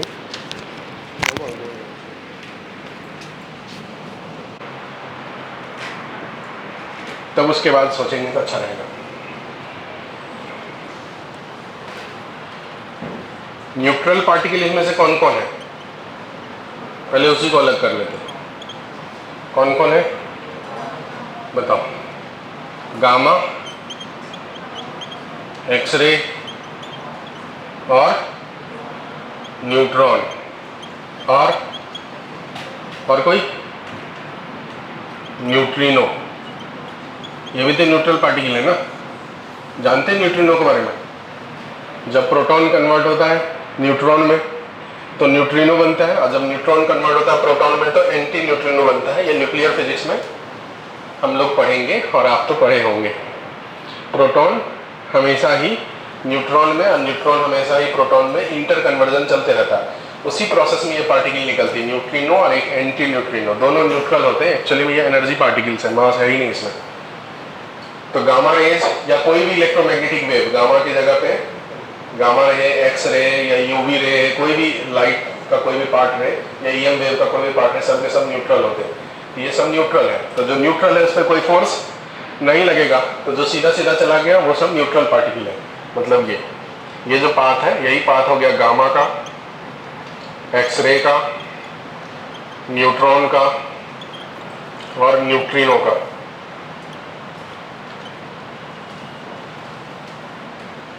अब नेगेटिव कौन कौन है?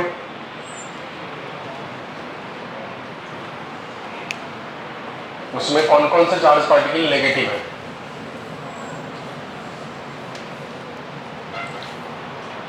नेगेटिव पार्टिकल के बारे में लिखते हैं तो देखो, नेगेटिव पार्टिकल है इलेक्ट्रॉन,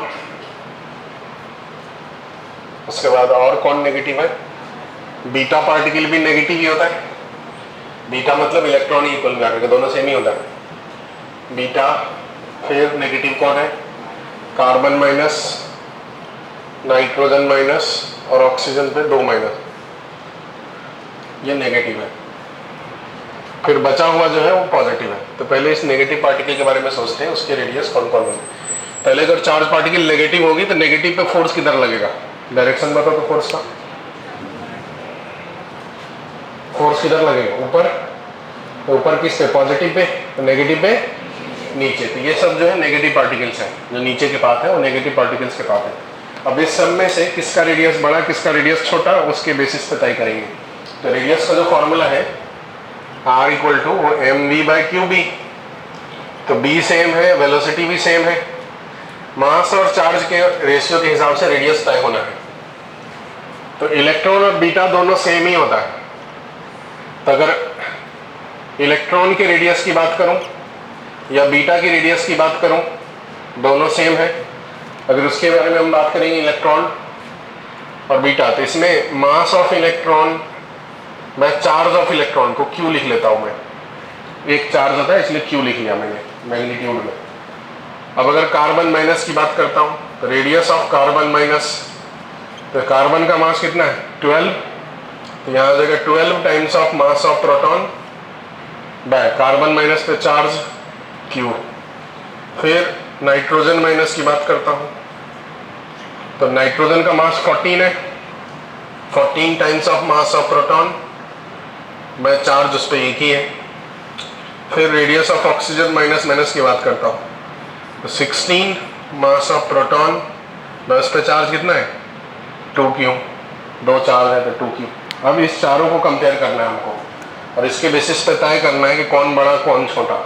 मतलब दूर से जाएगा और छोटा रेडियस मतलब पास में टर्न ले लेगा। जिसमें ज़्यादा टर्न होगी उसकी रेडियस छोटी होगी, जिसमें टर्न कम होगी उसकी रेडियस बड़ी होगी। तो इस सब में बड़ा रेडियस किसका है, सबसे बड़ा इसका। तो इसका मतलब ये हो गया कौन सा चार्ज, नाइट्रोजन नेगेटिव। उसके बाद ये कौन सा हो गया, कार्बन नेगेटिव। ये कौन सा हो गया, ऑक्सीजन पे नेगेटिव। ये क्या हो गया, बीटा या फिर इलेक्ट्रॉन बोल सकते हो। ठीक है, ये पाथ आइडेंटिफाई हो गए। अब ऊपर की पाथ की बात करते हैं, मतलब पॉजिटिव चार्ज पार्टिकल को ठीक इसी प्रकार से मास और चार्ज के रेशियो में ट्राई करते हैं करने का। समय तो है नहीं, मैं ही कर देता हूँ, आपके लिए छोड़ूंगा तो फिर से प्रॉब्लम हो जाएगा। देखो पॉजिटिव पहले कौन कौन है उसके बारे में बात कर लेते हैं। मैंने एक ही सवाल के अंदर बहुत सारे सवाल दिया हूँ, समझो आप, मतलब एक देखो और पूरा जो है कॉन्सेप्ट क्लियर हो जाए। पॉजिटिव कौन कौन है, पॉजिटिव पार्टिकल कौन कौन है बताइए उधर। न्यूट्रल और नेगेटिव को छोड़ के बाकी जो बच गया वो पॉजिटिव है। तो प्रोटॉन, प्रोटॉन, उसके बाद पॉजिट्रॉन, पॉजिट्रॉन, उसके बाद बताओ अल्फा, फिर हीलियम प्लस, फिर लिथियम प्लस, फिर सोडियम प्लस, फिर बेरियम प्लस, और कोई है क्या, लिथियम 2 प्लस। कितने पार्टिकल हैं, अब इस सब के बारे में बात करते हैं। तो जैसे वेलोसिटी और चार्ज फील्ड सेम है तो मास और चार्ज के हिसाब से रेडियस तय होना। पहले रेडियस ऑफ पॉजिट्रॉन की बात करते हैं। पॉजिट्रॉन मतलब पॉजिटिव इलेक्ट्रॉन, पॉजिटिव इलेक्ट्रॉन मतलब चार्ज उससे प्रोटॉन के जैसा होता है और मास उसका इलेक्ट्रॉन के जैसा होता है। पॉजिट्रॉन का मतलब हुआ एक प्रकार से पॉजिटिव इलेक्ट्रॉन, मतलब चार्ज उस पे प्रोटॉन के जैसा और मास उसका इलेक्ट्रॉन के जैसा। तो जब इसके मास और चार्ज का रेशियो बताएंगे तो यहाँ मास ऑफ इलेक्ट्रॉन ही रहने वाला है और चार्ज ऑफ प्रोटॉन रहने वाला है, मतलब Q लिख देता हूँ। फिर रेडियस ऑफ प्रोटॉन की बात करता हूँ, तो प्रोटॉन में mass of proton by charge Q। फिर मैं अल्फा की बात करता हूँ, तो अल्फा चार्ज का मतलब डबली चार्ज हीलियम आयन, मतलब 2 चार्ज है और मास 4 गुना है हीलियम के मास के बराबर। तो हीलियम का मास मतलब 4 times of mass of proton और डबली चार्ज मतलब 2 टाइम्स ऑफ चार्ज। फिर हीलियम प्लस आयन की बात करता हूँ, रेडियस ऑफ हीलियम प्लस। तो देखो ध्यान से, हीलियम प्लस, हीलियम का मास 4 times of mass of proton और चार्ज तो एक ही है वहाँ पर, तो Q। फिर lithium plus, radius of lithium plus. जिसको पहले से बहुत अच्छे से आता है वो बनाना, बाकी सब ध्यान देना बस। लिथियम प्लस के लिए तो चार्ज एक है, मास इसका 6 है, तो 6 times of mass of proton by charge. फिर उसके बाद sodium plus, radius of sodium plus ion, तो सोडियम प्लस मास इसका कितना हो जाएगा सोडियम का 23 टाइम्स, तो 23 times of mass of proton, charge तो एक ही है उस पर Q। फिर देखो बेरियम, तो रेडियस ऑफ बेरियम प्लस, तो radius of barium plus, barium मतलब 10, तो 10 times of mass of proton by charge Q। फिर radius of lithium plus plus की बात करता हूँ, तो मास कितना हो जाएगा 6 गुना, 6 times of mass of proton और चार्ज उस पर 2Q हो जाएगा। अब इस सब नंबर को ध्यान में रख करके कंपेयर करना है। तो सबसे छोटा तो यही होगा क्योंकि इसमें इलेक्ट्रॉन का मास है, इलेक्ट्रॉन का मास 1840 गुना कम होते, तो रेडियस सबसे छोटा पॉजिट्रॉन का हो गया। मैं यहाँ लिख देता हूँ, सबसे छोटा रेडियस पॉजिट्रॉन का हो गया, उससे बड़ा ही रेडियस बाकी सब का होगा। अब यहाँ का न्यूमेरिकल वैल्यू देखो, सब में MP मास ऑफ प्रोटॉन और Q है, तो यहाँ का नंबर 1 है, यहाँ का नंबर 2 है, यहाँ का नंबर 4 है, यहाँ का नंबर 6 है, यहाँ का नंबर 23 है, यहाँ का नंबर, इसका कुछ गड़बड़ किया क्या मैंने, बेरियम का कितना होता है 10 होता है।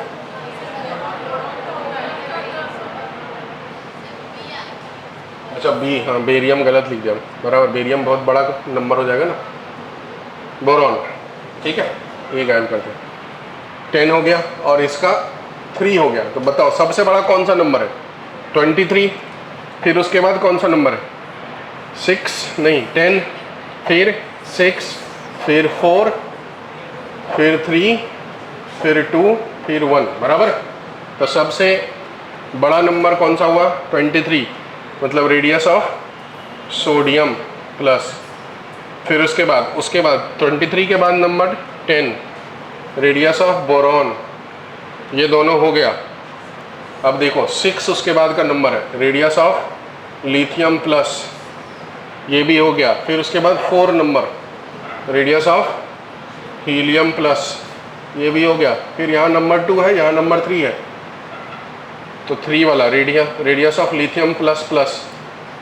उसके बाद 2 मतलब रेडियस ऑफ अल्फ़ा। फिर उसके बाद 1 मतलब रेडियस ऑफ प्रोटॉन। और इस हिसाब से हमको अरेंज करना था। कितने क्वांटिटी हुए? 1 2 3 4 5 6 7 8, 8 लाइन होना चाहिए है क्या?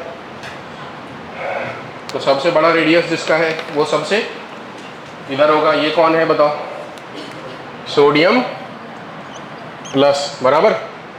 उसके बाद बोरॉन, फिर उसके बाद कौन है? लिथियम प्लस है ना।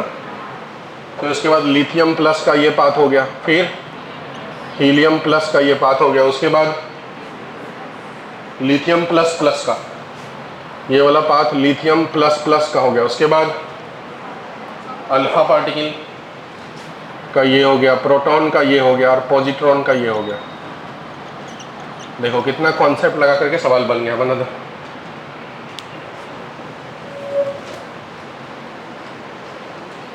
आज बस इतना ही, ठीक है, फिर अब कल करेंगे। सभी लोगों को समझा क्या?